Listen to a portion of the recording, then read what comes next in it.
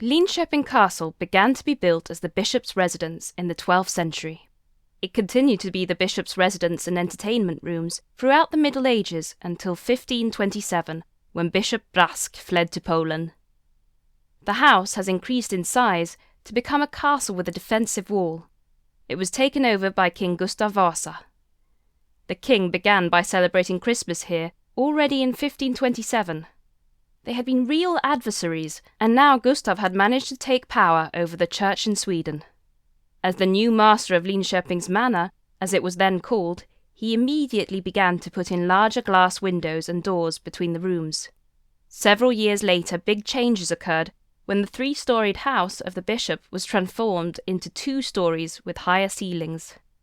Considerably larger windows were put in place, according to Renaissance ideals, which were influential around the middle of the 16th century.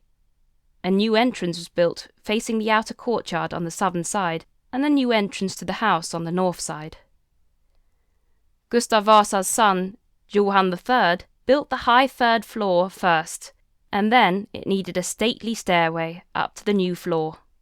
The large staircase was completed, and today it is the castle's main entrance. Johann III loved to build, and did so throughout Sweden, both new buildings, extensions, and improvements such as those at Kalmar Castle, Vadstena Castle, Borgholm Castle, and Svartsjö Castle. The southern wing was built outside the southern ring wall, and the northern wing was built inside the northern ring wall. The northern one was incomplete at the time of Johan's death in 1592. His son Sigismund was defeated at the Battle of Stångebro in 1598 by his uncle, Duke Karl. Karl was the younger brother of Johann.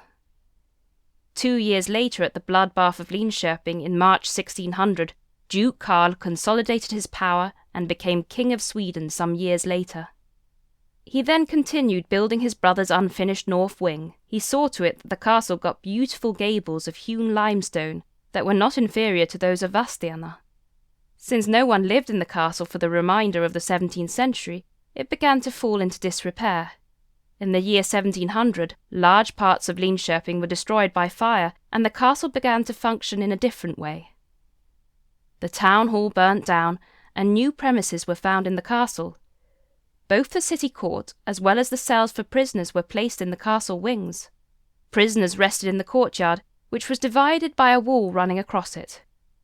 The county governor moved into the castle at the end of the 18th century, and had to put up with the stench of prisoners and their refuse.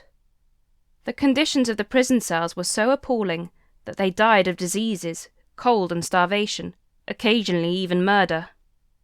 Look in through the small windows on the bottom floor in the southern wing, and you can see the bars. By 1800, the southern gate tower and the splendid gables had been demolished, and the castle plastered yellow. Towards the end of the 19th century, it was again time for another renovation, and then one wished to re-establish the look of a Renaissance castle. New gable trusses were put in place, and the facades decorated with borders, frontons, and cornices of all kinds. The former castle manager called the style robber romantic. Neo-Renaissance style was very popular at the end of the 19th century. The renovation in the 1930s removed all decoration, and an old-style medieval castle plastered in brown-grey was recreated. That lasted for all of 60 years. In the 1990s, the castle experienced an extensive renewal of its facade.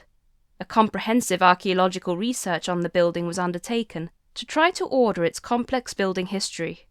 It was the county museum's archaeologists who were climbing on the scaffolds for 2 years who in the end solved the puzzle. More details can be seen at the Castle and Cathedral Museum. Now the castle is yellow. Let's see how long it lasts.